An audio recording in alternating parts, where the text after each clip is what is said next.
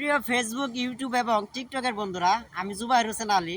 তো আপনারা অনেকেই জানেন যে আমি রিক্সা নিয়ে ভিডিও বানাই।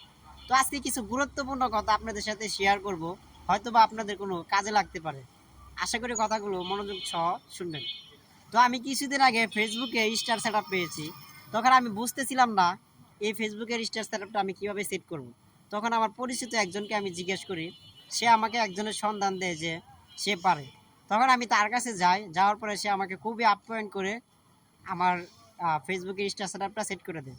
তখন আমি বিশ্বাসের সহিত চলে আসছি।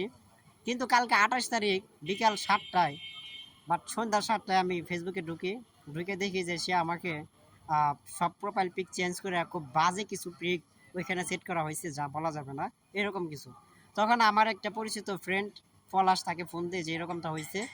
তারপর আমি ওনার কাছে যাই, যাওয়ার পরে সে ফোনের ভিতরে যায় দেখে যে ওই যে যাকে দিয়ে আমি স্টার সেট করছিলাম, সে আমার ফেসবুকের ভিতরে তার একটা জিমেল অ্যাড করে রেখে দিছে। কিন্তু আমি সেরকম বিশ্বাসের সহিত কিছু দেখি নাই, কিন্তু পরবর্তী দেখি যে সে এটা রেখে দিচ্ছে।